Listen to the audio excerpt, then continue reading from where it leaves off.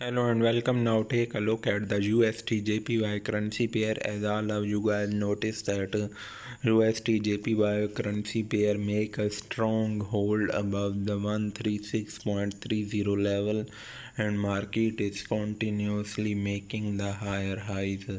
So according to my point of view, if you draw the trend line from that to that area, the support level is at 134.50 level, but overall the still situation according to the Fibonacci retracement, as I am not going to waste your time, so I work previously.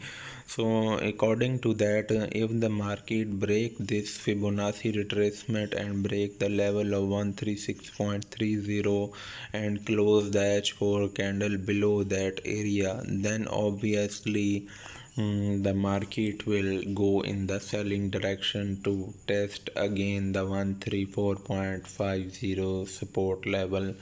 So until now the situation is bullish, and if any movement occur in the gold market, that gold market break the 1856 level and close the H4 candle above that area, then no, gold is bullish, then USDJPY must go in the selling direction. But if the market hold above that area and break this neckline, that is you are noticing that market is testing this neckline, and if the market continuously make a hold above the 136.30 level and break above this neckline in any H4 candle at means to say break above the 137.30 level, 137.20 level, you will take the buying opportunity up to the 139.30 level.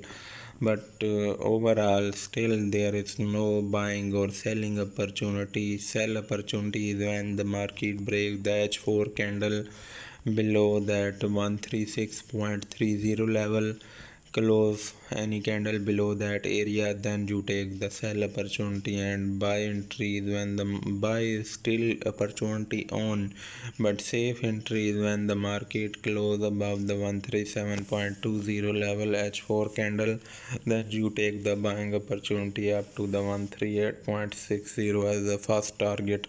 So hopefully you guys understand. Thanks for watching. Subscribe to our channel. Your continuous supports needed.